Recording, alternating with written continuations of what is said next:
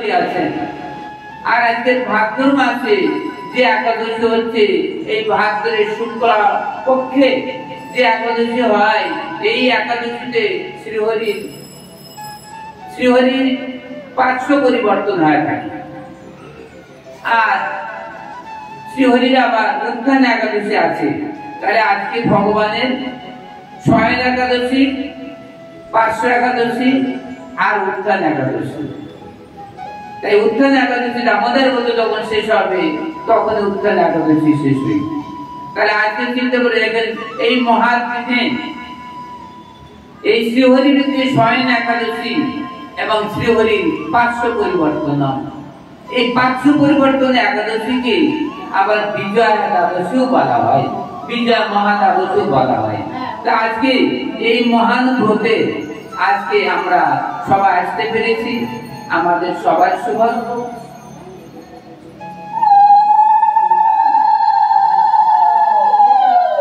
যে আজকে এই মহান দিনে আমরা সবাই আসে আছি, যে আপনারা শ্রবণ করুন এই পার্শ্ব একাদশীর আলোচনা। ভাদ্র মাসের শুক্লাষ্টমীতে বা ভাদ্র মাসের শুক্লা পক্ষে এই মহান একাদশী ব্রহ্মবৈবর্ত পুরাণ অনুষ্ঠিত আলোচনা হচ্ছে। ভাদ্র মাসে শুক্লা পক্ষের যে একাদশী, এই একাদশীর নামটা হচ্ছে পার্শ্ব একাদশী বা বিজয়া মহাএকাদশী। তাই সেই কালে দ্বাপর যুগে ধর্মরাজ যুধিষ্ঠির কৃষ্ণের কাছে জিজ্ঞাসা করিয়াছিলেন, হে ভগবান, হে বাসুদেব, হে পরম দয়াল, এখানে সংসার মাঝে জীবের পরিত্রাণের যে রাস্তা, সে রাস্তাটা আপনি বলিয়াছিলেন। একাদশী জীবের পরিত্রাণের পথ। জীব কত না দিনের অপরাধী, 80 লক্ষ যদি করিয়া ভ্রমণ, আসা যাওয়ার জীবের হলো অকারণ। 80 লক্ষ যদি আমরা ভ্রমণ করিয়াছি, আমাদের কত না অপরাধ আছে, সেই অপরাধের স্খলনের একটা পথ আছে, ভগবান দেখিয়াছেন। সেই পথটা কি? সেই পথটা হচ্ছে মহান একাদশী। এই হরিবাসর যদি আমরা সবাই করতে পারি, হরিবাসর দিনে যদি আমরা উপবাসী থাকি এবং পরের দিন আমরা সময় মতো পালন করি, তাহলে আমার হরিবাসর করা হয়। এই হরিবাসর করলে সহস্র অশ্বমেধ যজ্ঞের ফলের চেয়ে আরো অধিক ফল হয়ে থাকে। তাহলে আজকে এই মহান একাদশী, তাহলে আমরা কেন না করবো না? তাই আজকে যুধিষ্ঠির বলছিলেন, হে ভগবান, হে বাসুদেব, এই যদি সংসার মাঝে জীবের পরিত্রাণের পথ কি? ঠাকুর বলিয়াছিলেন ধর্মরাজ, এই যুধিষ্ঠির মহারাজ, এখানে সংসার মাঝে জীবের পরিত্রাণের একমাত্র পথ হরিবাসর দিবস পালন করা, একাদশী করা। শ্রীহরির সেই দিন একাদশী দিন, সব দিন ভগবানের সত্য, কিন্তু এই একাদশী প্রচারটা মহান। এই একাদশীর দিন যদি কেউ অন্ন গ্রহণ করে, তাহলে তার গ্রহণটা ব্রহ্মতে ঈশ্বরটা মহাপাপ হয়ে যায়। তাই যারা শ্রীমান মহাপ্রভুর আলোকে আলোকিত হইয়া এই মহান একাদশী করবেন, অন্ন গ্রহণ করবেন না, তাহলে আজকে কি করবেন? ফল মূল জল ঔষধ। যাদের মৃত্যু ঔষধ না খেলে তারা মৃত্যুমুখে পতিত হয়, তা হরিভক্তি বিলাসে ভগবান মহাপ্রভু সনাতন গোস্বামীকে বলিয়াছেন, ফল মূল জল ঔষধ দেন। তাই ফল মূল জল ঔষধ দিয়ে এই মহান একাদশী করা যায়। ফল মূল পেয়ে এবং জল আর ঔষধ যদি জীবন মাত্রাকে রেখে হয়, সেটাও খাওয়া যায়। তাহলে অন্ন গ্রহণ করা যায় না কেন? অন্ন গ্রহণ করলে আমরা পাঠকের মধ্যে বন্দী হই। আমরা গ্রহণটা করি নাই, ঈশ্বরটা করি নাই, ভ্রমণটা করি নাই, ব্রহ্মত্ব করি নাই, গুরুত্ব করি নাই। তাহলে আমরা কেন সামান্য অন্ন পেয়ে আমরা সারা জীবন তো অন্ন পাই, তাই একটা দিন আমরা অন্ন না পেলে আমাদের কি ক্ষতি হয়? ফল মূল পেয়ে থাকলে তো অসুবিধা নাই। তাহলে যদি আমরা যদি একদিন যদি আমরা উপাসে না থাকি, তাহলে আমাদের এই জন্ম ব্যর্থ হয়ে যায়। অনেকে সারা দিবারাত্র জল না খেয়ে পর্যন্ত একাদশী করেন, নির্জলা একাদশী অনেকে করেন। যাদের পারতে পারেন তারা করতে পারেন, কিন্তু যারা পারেন না তাদের ফলরূপে একাদশী করলেও মহাপ্রভুর কৃপায় কোনো সমস্যা হইবে। তাই এই মহান একাদশী যুধিষ্ঠির বলিয়াছিলেন, এই ভগবান এই বাসুদেব এই ভাদ্র মাসের শুক্লাপক্ষের যে একাদশী, এই একাদশী করলে কি হয় এবং একাদশী না করলেও বা কি হয়, আপনি কৃপা করিয়া আমার কাছে বর্ণনা করুন, সেই সঙ্গে জগৎবাসী পেয়ে যাক আপনার শ্রীমুখের পবিত্র বাণী। তাই ভগবান কৃষ্ণ বলছেন, হে ধর্মরাজ, ভালো করে জিজ্ঞাসা করিয়াছেন, আপনার উদ্দেশ্যে জগৎবাসীর শিক্ষা হইবে, তাই ভালো কথা বলিয়াছেন। এখানে সংসার মাঝে এই একাদশী কেন করিতে হয়? এই পরম পবিত্র একাদশী, এই একাদশী করলে কি হয়, আমরা খুব সহজে কৃষ্ণ চরণ প্রাপ্ত হতে পারি। এই একাদশীর মহিমায় আমরা কৃষ্ণ চরণ লাভ হয়ে থাকি, ভগবানের পরম কৃপা পেয়ে থাকি। তাই একাদশীর মহাব্রত আমাদেরকে অবশ্য কর্তব্য, এই একাদশীর ব্রত আমাদের একান্ত প্রয়োজন। তাই আজকে যুধিষ্ঠির সঙ্গে ভগবান কৃষ্ণচন্দ্র বলছেন, এই একাদশী পুরাকালে আপনারা জানেন এই মহান ব্রত কেমনি ভাবে পালন করতে হয়। আপনারা জানেন পুরাকালে প্রহ্লাদ মহাশয়ের পুত্র বিরোচন এবং বিরোচনের পুত্র বলিরাজ, এই বলি মহারাজের চরিত্র আপনারা শুনতে পাবেন। এই বলিরাজ, বলি মহারাজ ধর্মভীরু বটে এবং ভগবানের ভক্ত বটে, কিন্তু বলি মহারাজের একটা সমস্যা ছিল, স্বর্গের লাভ এবং সেই পাতালের লাভ, এই সমস্ত লাভের দিকে উনি লক্ষ্য করিয়াছিলেন। তাই একদিন এই বলি মহারাজ স্বর্গ আক্রমণ করিয়াছিলেন।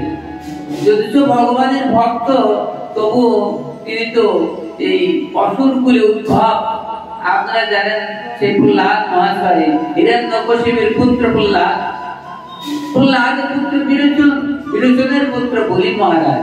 যদিও প্রহ্লাদের পৌত্র, কিন্তু পৌত্র হলেও কি এনার মধ্যে সমস্যা, স্বর্গরাজ্য লাভের বাসনা আছে।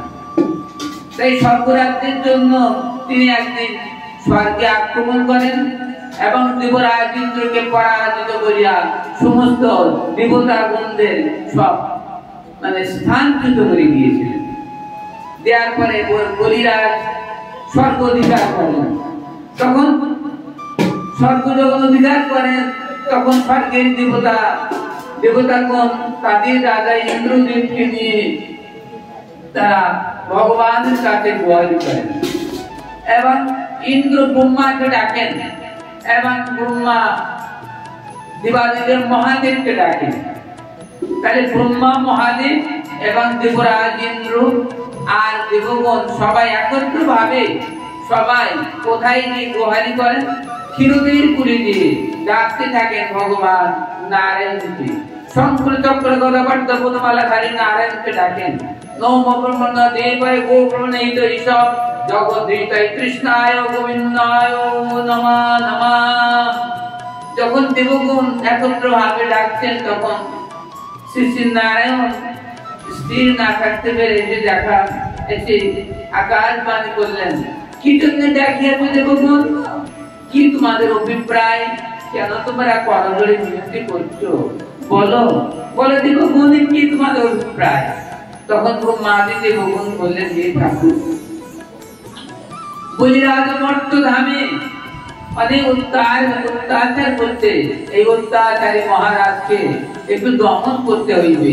কারণ এই বলি স্বর্গরাজ্য দখল করিয়াছে, স্বর্গের দেবতাগণকে পদচ্যুত করিয়াছে, স্বর্গের দেবতাগণদের স্বর্গ থেকে বিতাড়িত করিয়াছে।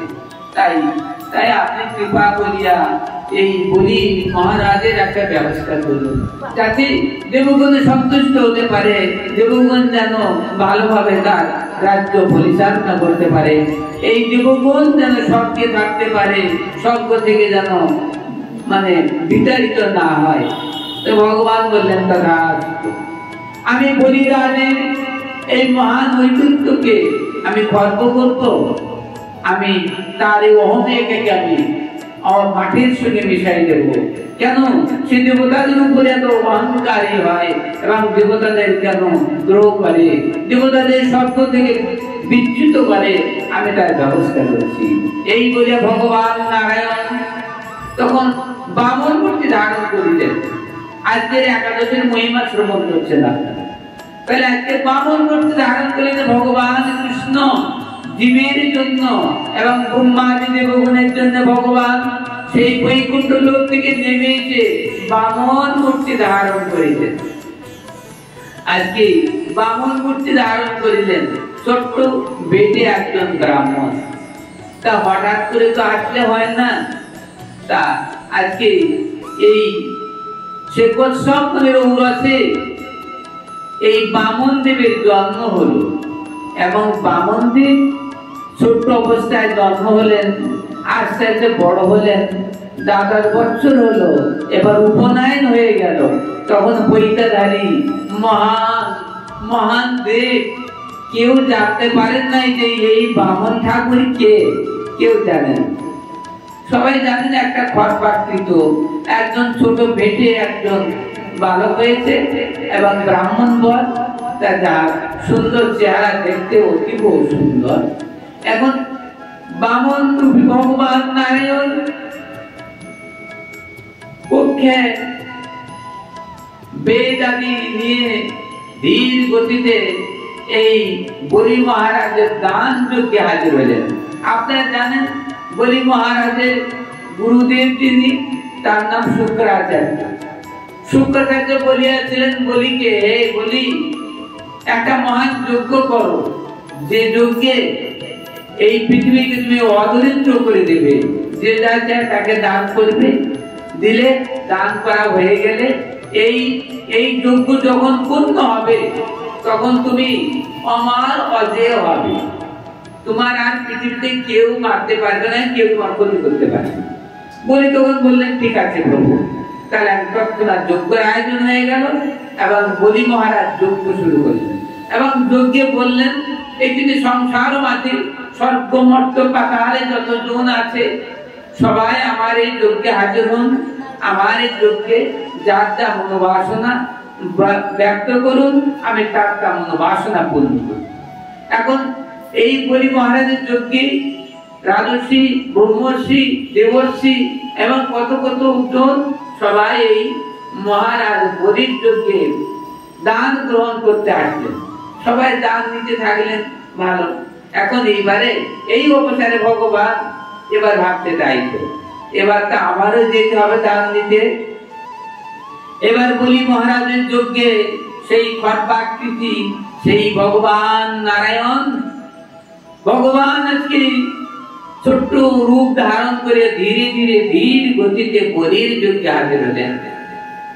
বলি মহারাজ দেখছে একজন সুন্দর সুন্দর একজন ব্রাহ্মণ, দেখিতে স্বর্ণকান্তি সম, কিন্তু সমাজটা খর্বাকৃতি, ছোট মানুষ, একদম ছোট। এখন উনি বলি মহারাজ বললেন, এই ব্রাহ্মণ দল আপনি দেখতে তো অপূর্ব, তা আপনি কি জন্য আমার যজ্ঞে আসিয়াছেন, ব্যক্ত করুন যে ব্রাহ্মণ বল। তা বললেন, দেখো বলি, শুনছি তুমি দান দিচ্ছ, জগতের মাঝে সবাইকে দান দিচ্ছ, তা আমি আবার একটু দানের জন্য আসি, কারণ দান সবারই গ্রহণ করা প্রয়োজন। তাই শুনলাম তুমি অনেক দান করছো, তা আমার একটু কিছু দরকার, তাই তোমার যজ্ঞে আসিয়াছে বলি মহারাজ। তা বললো, বাহ, খুব ভালো ভালো, তা বলুন বলুন আপনার কি বা প্রয়োজন। আমার বিষয় একাই রাজ্য সুখ, আপনি কি প্রার্থনা করুন, যা প্রার্থনা করুন তাই। তখন ঠাকুর বললেন, হে বলি, আমি যে কি দান চাইবো, তা আমার একটা সমস্যা আছে। আমি যে দান প্রার্থনা করব তা তুমি দেবে? তা বলি মহারাজ বলে, কেন দেব, আমি তো দান দেওয়ার জন্য বসে আছি, কাছে কাছে আপনি দান আপনি প্রার্থনা করুন, আমি তা দিয়ে দেব। তা ঠাকুর বলছেন, তাই তো। তা তুমি বলি সত্যি যদি দান দাও, তা আমার না ওই ত্রিপদ ভূমি দান করিলে হইবে। আমি ত্রিপদ ভূমি বাসনা করি। আমি তোমার কাছে আমার পায়ে 3 পদ ভূমি মাত্র চাই, 3 পদ ভূমি মাত্র, এর উপর আমার কিছু প্রয়োজন নেই। 3 পদ ভূমি, ত্রিপদ ভূমি দান করো বলি।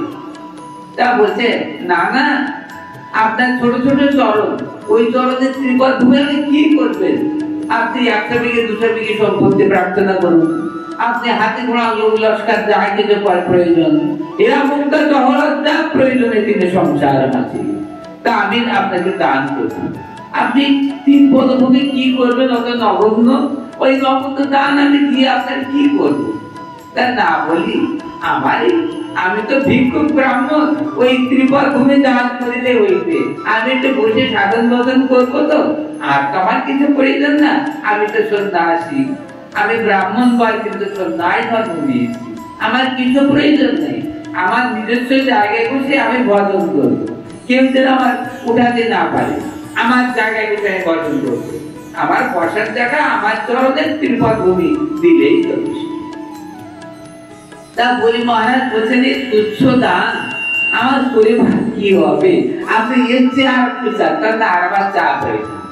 তবে বলি তুমি যদি প্রকৃত দান আমাকে দিতে চাও, তা তোমাকে না এই হস্তের জল নিয়ে একটু প্রতিজ্ঞা করতে হবে, প্রতিজ্ঞা করে আমাকে দান দিতে হবে। তখন এই বলি মহারাজের শ্রী গুরুদেব শুক্রাচার্য পিছন দিকে চেয়ে দেখে, ইনি মানব নন, ইনি সেই অসুর দলনকারী ভগবান নারায়ণ। ভগবান আজকে ওনাকে বলিকে ছলনা করার জন্য বামন মূর্তি ধারণ করিয়াছেন।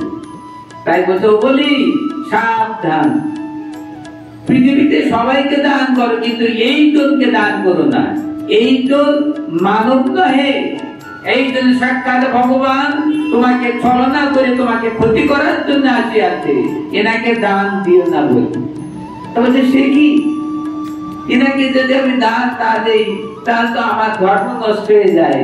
আমি দানশীল বলিরাজ, যদি এনাকে দান দেই, আমার প্রহ্লাদ মহাশয় আমার ঠাকুর দাদা হয়, তাহলে আমার ঠাকুর দাদার কলঙ্ক হইবে। আমি এনাকে দান দেব, তা না বলি এনাকে দান দিলে তোমার সর্বনাশ হয়ে যাবে। তুমি জানো না বলি কোনজন তোমাকে ক্ষতি করার জন্য আসিয়াছে বামন রূপ ধারণ করিয়া, একে দান দিও না, আমি তোমার গুরুদেবের নিষেধ করছি। তাই বলি মহারাজ ভাবছে, হে গুরুদেব, আজ আমার গুরুদেব আপনার বাক্য আমাকে চিরধার্য করতে হয় বটে, কিন্তু আজকের ক্ষেত্রে আমি আপনার বাক্য রক্ষা করতে পারি না।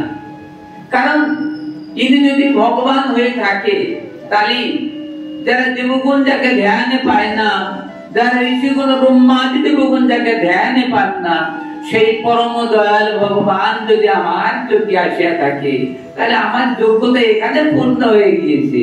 যার জন্য জীব, যার জন্য মনুষ্যগণ, যার জন্য দেবগণ যোগ্য করেন, সেই যোগ্যেশ্বর ভগবান যদি আমার যোগ্যে যদি আজকে দানের জন্য যদি আসিয়া থাকে, তাহলে আমার জীবন ধন্য। তাই আমি এনাকে দান করবো, আপনার বাক্য আমি শুনতে পারি না। তখন শুক্রাচার্য দেখছে, বলি তোর সর্বনাশ হয়ে যাবে।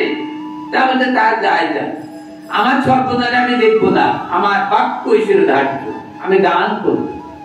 তখন দেখলেন বলি যখন দান করতে ইচ্ছা করছে, তখন কুমণ্ডল উঁচু করছে, কুমণ্ডলের জল হাতে ঢেলে নেবে। তাই আজকে তখন শুক্রাচার্য দেখছে, তাই তো কি করে দানকে বন্ধ করা যায়। তাই শুক্রাচার্য মক্ষিকার রূপ একটা মাছের রূপ ধারণ করিয়া বৃঙ্গারের মধ্যে প্রবেশ করিয়া বৃঙ্গারের দ্বার বন্ধ করে দিলেন, যেন জল না পড়ে। জল পড়লে তো দান হয়ে যাবে, জল না পড়লে তো দান করতে পারবে না। তাই প্রিয় রাজা, একটা জলমানকে কেউ নষ্ট করতে চায় না।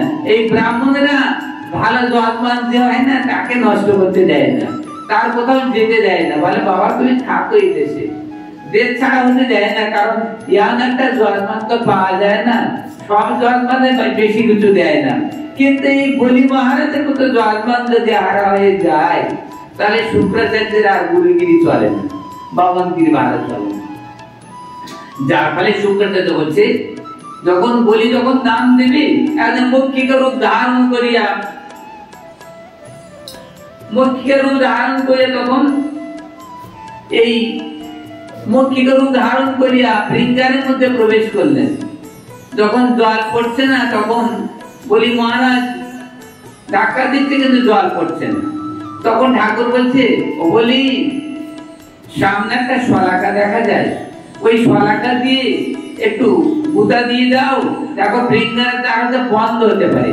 ভগবান আবার শলাকা রূপ ধারণ করিয়া সম্মুখে পড়িয়া, কারণ যে কোনো শলাকায় কিন্তু এই দ্বার উন্মোচন করা যাবে না, শলাকাও ভগবান। তাই আজকে শলাকা দেখে বলি মহারাজ যে একটা ধাক্কা দিয়েছে আর শুক্রাচার্যের ডান চোখে লাগিয়ে আছে, ডান চোখে লেগে শুক্রাচার্যের চোখ অন্ধ হয়ে গেছে।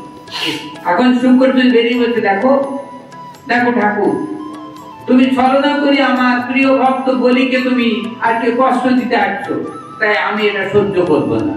আমি তোমার ভক্তকে বিচলিত করব, তোমার ভক্তকে আমি কুপাতে চালিত করব। শুক্রাচার্য যখন এই প্রতিজ্ঞা করলেন তখন ঠাকুর বললেন, হ্যাঁ শুক্রাচার্য তোমার ক্ষমতা আছে, তুমি করতে পারবে, তবে শোনো আমার একনিষ্ঠ ভক্তকে তুমি পদচ্যুত করতে পারবে না। আমার যারা বহুনিষ্ঠ ভক্ত তাকে তুমি পদচ্যুত করতে পারো। তাই দেখেছো এই সংসারে অনেকে ভজন করে, করতে করতে আবার কিছুদিন পরে ভজন বন্ধ দিয়ে দেয়। কেউ কেউ নিরামিষ খায়, খাওয়ার পরে অসুখে পড়ে যায়, ডাক্তার বলে আমিষ খেতে হবে, আবার সে আমিষ করে। দেখেছেন, আবার স্ত্রী প্রলোভনে, স্ত্রীর কারণে সে আমিষ ধরতে পারে, তাহলে আবার পুত্র কন্যার কারণে আমিষ ধরতে পারে। তাহলে আজকে আমিষ ত্যাগ করে ভগবানের চরণে যাবে, তার মধ্যে আবার আমিষ ধরবে, তাহলে এর কি পথ হইবে? এই শুক্রাচার্য ওর পিছনে লাগিয়ে আছে, তাই আজকে তার ধর্ম থেকে বিচ্যুত করে দিয়েছে। তাই আজকে আপনারা জানেন সদা সর্বক্ষণ আপনারা গুরুচরণ লক্ষ্য করে চলবেন, যেন আমরা গুরু থেকে বিচ্যুত না হয়ে যাই। গুরু থেকে বিচ্যুত হলে আর কখনো সাধন চলে না। তাই আমরা সবসময় শ্রী গুরুদেবের সদ্গুরু চরণে আশ্রয় করবো। বহুত ভাগ্যের ফলে বৈষ্ণব আসে মিলে, আর বহুত ভাগ্যের ফলে জীব সদ্গুরু চরণে আশ্রয় করতে পারে। অনেক গুরু আছে, রবি গুরু, সর্বভক্ত গুরু, অনেক গুরু দেখা যায়। তাই শাস্ত্রে বলিয়াছে, যদি আনো লোভী গুরু বা অসৎ গুরুদেবের কাছে দীক্ষা গ্রহণ হয়ে থাকে, তবে শাস্ত্রে লেখা আছে গুরুর পরিলিপ্ত সে কার্যম জানাতো উৎপদ প্রতি বন্ধু সম্পরিত্যাগ বিধি হতে। যদি অসৎ গুরুদেবের কাছ থেকে যদি মন্ত্র নেওয়া হয়ে থাকে, তবে পুনরায় সেই গুরুদেবকে ছেড়ে আবার সৎগুরু চরণ আশ্রয় করা যায়। কোনদিন সৎগুরু চরণ আশ্রয় করে আবার তাকে ছাড়া যায় না। তাই আজকে সবচেয়ে আরো শ্রেষ্ঠাকে শ্রেষ্ঠ হইবে যদি কোন মহারাজ কর্তৃক মন্ত্র নেওয়া যায়, সেই হচ্ছেন মহান জন। এই মহান মহারাজের কাছ থেকে মন্ত্র গ্রহণ যদি কোনো ভাগ্যের ফলে হয়ে থাকে, তবে তার থেকে যদি বিচ্যুত হয়ে যায়, তাহলে তার রৌরব নামক নরক তার ভোগ করতে হয়। এই জন্য সাবধান, সাধু সাবধান। বহুত ভাগ্যের ফলে এই সন্ন্যাস ধর্ম অবলম্বী সন্ন্যাসী গুরু মহারাজের কাছ থেকে মন্ত্র নেওয়া যায়, তাদের পরম সৌভাগ্য। তারা ইয়ানো সর্বত্যাগী সন্ন্যাসীর কাছ থেকে মন্ত্র দিতে পারেন। আবার অনেকে গৃহ বৈষ্ণবের কাছে নিতে পারেন। তার যাহা সমস্ত আশ্রম আপনারা জানেন, গৃহ আশ্রম, বানপ্রস্থ আশ্রম আর সন্ন্যাস আশ্রম, এই যে আশ্রম গুলো আছে না, এই গৃহ আশ্রম, ব্রহ্মচর্য আশ্রম, বানপ্রস্থ আশ্রম আর সন্ন্যাস আশ্রম, এই চারটা আশ্রম আছে। চারটা আশ্রমের মধ্যে আপনারা জানেন সর্ব আশ্রমের শেষ সীমায়, সর্ব আশ্রমের সারাতে সার, সে আছে সন্ন্যাস আশ্রম। বেগধারী সন্ন্যাস ধর্ম অবলম্বী যেই, তার কোনো আশ্রম নাই। তাই যদি এই আশ্রমী গুরুদেবের কাছ থেকে মন্ত্র নেওয়া হয়ে থাকে, কোটি কোটি জন্মের সৌভাগ্যের ফলে গুরুদেব হতে পারে। তাই আজকে এই মহৎ অনুষ্ঠান, আজকে এই মহান একাদশী দিনে, তা আজকে আমাদের সবারই সৌভাগ্য যে ভাগ করতে পারছি। তাই আজকে এই মহান দিনে, আজ এই মহান ব্রতে আজকে আপনারা বলি মহারাজের মহান চরিত্রের কথা শ্রবণ করছেন। এই বলি মহারাজ আজকে পরম ভক্ত ভগবানের কিভাবে হচ্ছে একবার লক্ষ্য করুন। তাই নিজের গুরুদেবের বাক্য শ্রবণ, গুরুদেব বাক্য রাখলেন না, গুরুদেবের বাক্য রাখেননি। আজকে জানেন কোন মহাজন গুরু বাক্য অবহেলা করিয়াও কৃষ্ণ পথে মতি হয়েছে, কৃষ্ণ ভক্ত থাকিয়াছে, সে আছেন বলি মহারাজ। জানেন কোনজন পিতার বাক্য অবহেলা করিয়াও, পিতার বাক্য শ্রবণ, পিতার বাক্য গ্রহণ করেন নাই, সে কিন্তু মহাজন হয়ে আছে। বলেন না আপনারা, বলেন তো কোনজন? প্রহ্লাদ মহারাজ। প্রহ্লাদ মহাশয় পিতা হিরণ্যকশিপু বলে আছে যে তুই বিষ্ণু নাম বন্ধ কর, বিষ্ণু আমার পরম শত্রু, বিষ্ণু নাম না করে আমার নাম কর, আমি ভগবান, আমি হিরণ্যকশিপু, আমি বিশ্ব জগতের ভগবান। তাই প্রহ্লাদ মহাশয় বলছেন না পিতা, ওটা ভুল, আপনি কখনো ভগবান হতে পারেন না। ভগবান হতে গেলে অনন্ত ঐশ্বর্যবৃত্ত জ্ঞান বৈরাগ্য যার থাকে সেই ভগবান। আপনি পরমেশ্বর ভগবানের দাসানুদাস হয়ে প্রার্থনা করুন, তবে আপনার জন্ম সফল হইবে। আপনি এই অভিযুক্ত করবেন না পিতা। কিন্তু প্রহ্লাদ মহাশয়ের কথা শুনলেন হিরণ্যকশিপু, কত না কষ্ট দিলেন প্রহ্লাদ মহাশয়কে, তবু প্রহ্লাদ পদচ্যুত হলেন না। যত কষ্ট দেয়া যাক না কেন, তিনি সব কষ্ট গোবিন্দের কাছে অর্পণ করলেন। করার পরে প্রহ্লাদ মহাশয়ের কোনো ক্ষতি হলো না। আপনারা সবাই তো জানেন প্রহ্লাদ মহাশয়ের কোনো ক্ষতি হয়নি। সেই প্রহ্লাদ মহাশয়ের পুত্র বিরোচন আর বিরোচনের পুত্র বলি, তাহলে ইন্দ্র ধার্মিক বটে। তাই আজকে আপনারা জানেন তো যে কিছু ধর্ম করার পরে যখন পদচ্যুত হয়ে যেতে হয়, তাই স্ত্রীর প্রলোভনে হোক, পারিপার্শ্বিক প্রলোভনে হোক, আর যে কারণে হোক। তা আজকে যদি জীবন সংশয় হয় তবু ধর্ম নষ্ট করবেন না। দেখা যায় যে জীবন তো একদিন চলে যাবে, জীবন তো ক্ষণস্থায়ী, ক্ষণস্থায়ী জীবন। পদ্মপাত্রে যেমন জল টলমল করে না, ততবা আমাদের জীবনটা টলমল করছে। যে কোনো সময় মুহূর্তের মধ্যে আমাদের জীবন শেষ হতে পারে। কমল দল জল জীবন টলমল, ভজ হরি পদ নিত্যরে। আবার শ্রবণ কীর্তন শরণ বন্ধন, পাদ সেবন দাসরে। আবার পূজন সখী জনম আত্ম নিবেদন, গোবিন্দ দাস অভিলাষরে। তাহলে আজকে পদ্মপাত্রে জল টলমল করছে, তা আমাদের জীবনও ততটুকু যে কোনো মুহূর্তে আমাদের শেষ হয়ে যেতে পারে, আমাদের জীবন শেষ হয়ে যেতে পারে, আমাদের এই শ্বাস প্রশ্বাস বন্ধ হয়ে যেতে পারে। তাই আজকে সময় থাকে তো বড় উন্নতি কামনা। আমরা যত সময় বেঁচে আছি তত সময় আমাদের হরি ভজন করতে হবে। তা আজকে এই কতদিন আমরা বাঁচতে পারি তা আমরা কেউ জানি না। ভগবান আমাদের পরমায় কতদিন রেখে আছেন তা আমরা কেউ জানি না। তা আজকে যে কদিন আমরা আছি, আমি এই 500 একাদশীর আলোচনার পরে আমি আমার লেখা কীর্তন আপনাদের কাছে পরিবেশন করব। এখানে আসার একদিন আজকে এত লেখা হয়েছে এই অমালেতে এই ভাগবত অনুষ্ঠানের জন্য নতুন কীর্তন নবায়ন হয়েছে, আপনাদের কাছে আমি পরিবেশন করব। আমার ইচ্ছে যেখানে যে একটা নতুন কীর্তন লিখতে পারি, এইভাবে আমাদের এই সদানন্দ বাবাজি মহারাজের কীর্তনের একটা গ্রন্থ তৈরি হই। আপনার আশীর্বাদ করবেন যেন আমার লেখা দিয়ে একটা কীর্তনের ডালি তৈরি হয় এবং কীর্তনাবলী একটা গ্রন্থ তৈরি হয়। আমি মহাপ্রভুর কাছে এটাই দাবি রাখছি যে ঠাকুর আমার হৃদয়ের মধ্যে তুমি ভর করে আমাকে দেখাও তোমার লীলা, যেন আমি কিছু অনুভব করতে পারি। তা মহামহাজনের যে মহা গ্রন্থ আছে, সেই গ্রন্থের কিছুটা আমি অংশগ্রহণ করতে পারি না, তার এক বিন্দু আমি স্পর্শ করতে পারি না। তবু যেন আমার এই লেখনী যেন সমাজের কাছে, মানবের কাছে, ভক্তজনের কাছে স্থান পায়। তাই বলে মহাপ্রভু চরণে দৈন্যার্থী জানিয়ে গভীর রাত্রে আমি লিখতে থাকি, যার ভগবানের করুণা যেন আমার কাছে বর্ষিত হয়।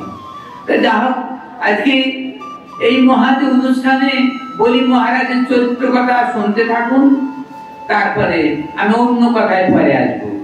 এখন মহারাজ বলি যখন শুক্রাচার্য বললেন তোমার ভক্তকে আমি বিচলিত করবো, ঠাকুর বললেন পারবে তুমি, তুমি শুক্রাচার্য, তোমার অনেক ক্ষমতা আছে, কারণ তুমি অসুর গুণের শ্রী গুরুদেব, তোমার অনেক ক্ষমতা দেওয়া আছে। তবে শোনো, আমার প্রিয় ভক্তের কিচ্ছু করতে পারবে না। যারা একনিষ্ঠ ভক্ত তাদের তুমি কিচ্ছু করতে পারবে না, বহুনিষ্ঠ ভক্ত আছে তাদের তুমি অনেক কিছু করতে পারবে। তাই জন্য একদিনে সংসারে বহুনিষ্ঠ ভক্ত বেশি, একনিষ্ঠ ভক্ত খুবই কম।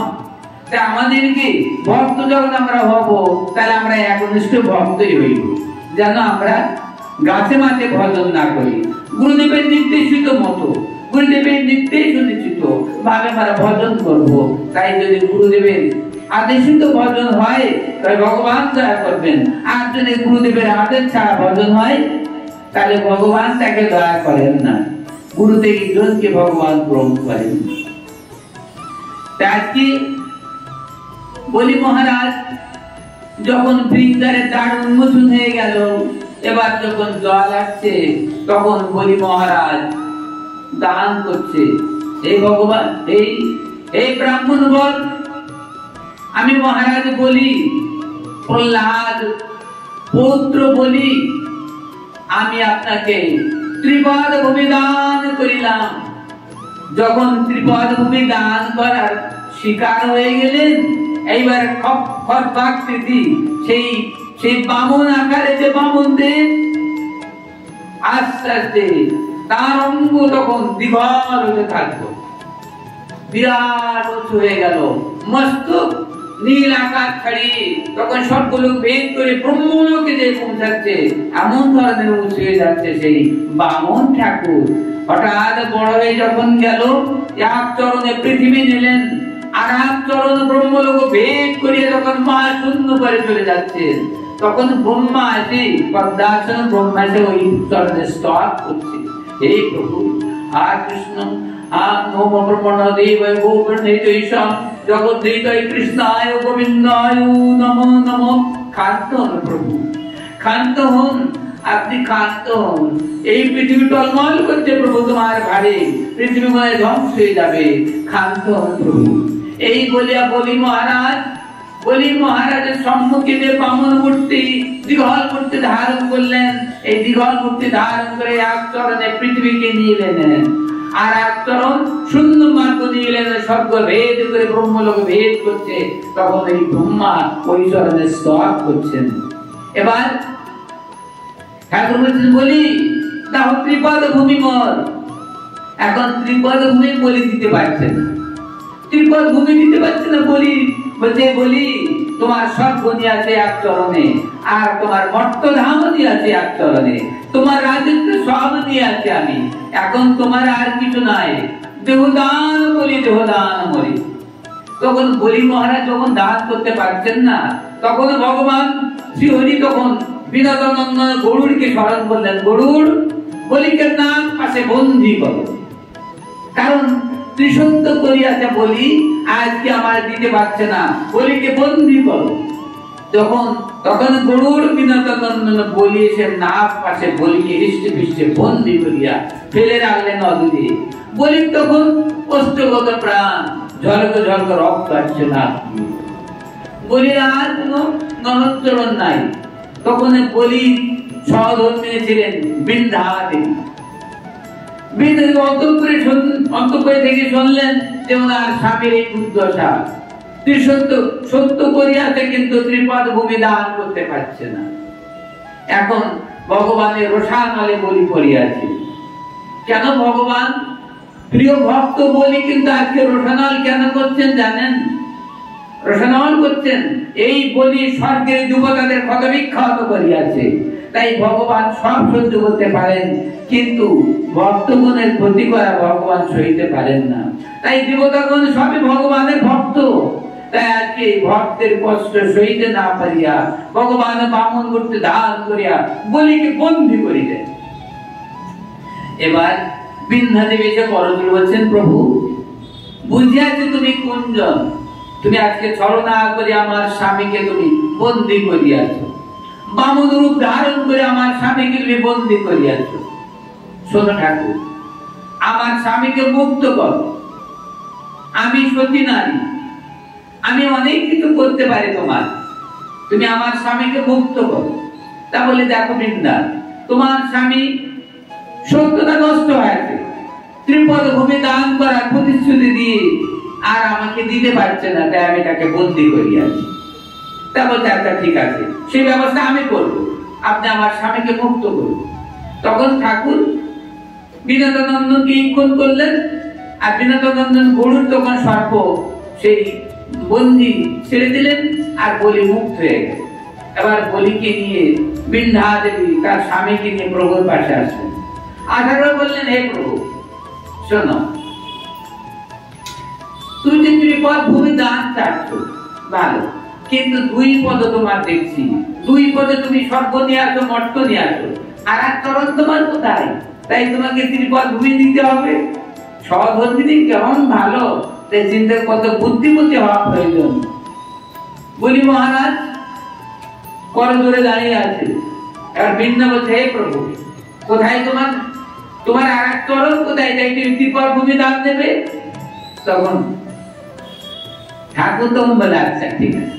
এবার নাভিমূল থেকে আর একটা অভয় চরণ গড়গড় করে বেরিয়ে আসলো রক্ত, মানে সেই চরণটা, সেই রক্তবন্ধ চরণখানা তার নাভিমূল থেকে সেই অভয় চরণ বেরিয়ে আসছে। সেই চরণে বেরিয়ে যখন আসছে, পৃথিবী তখন টলমল করছে। বলছে বলি দাও, এই চরণের জায়গা দাও, চরণের ভূমি দাও বলি, ত্রিপদ ভূমি দান করো বলি। তখন বলিরাজ বৃন্দাই বলতো, বৃন্দা কি উপায়, আমার কাছে কিছু নাই, আমি এই চরণে কি দিতে পারি? তখন বৃন্দা বলছে, এই আমার স্বামী, এই আমার দেবতা, আপনার আর কিছু জ্ঞান নাই, আছে মাত্র একটা সম্পদ তোমার, তোমার নিজ মস্তক দাও ওই ব্রহ্মপদে, ওই মহান চরণের নিচে তোমার এই মস্তক দিয়ে দাও, আর এই তোমার দেহ ছাড়া আর পৃথিবীতে কিছু নাই। তখন বৃন্দার কথা মতো বলে, হে ঠাকুর তোমার অভয় চরণে দেহ মস্তক করি, আমার এই দেহ দান করিলাম, এই ত্রিপদ ভূমি আমার সত্যতা রক্ষা করিলাম, ওই অভয় চরণে দেহ মস্তক করি। এই বলি মহারাজ মস্তক পেতে দিলেন। জয় জয় শ্রী গুণিতাই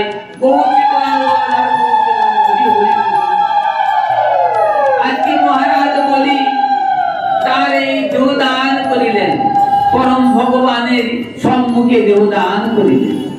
এই দেহ যখন দান করিলেন, তখন ভগবান তার অভয় চরণ বলির মস্তকে দিলেন।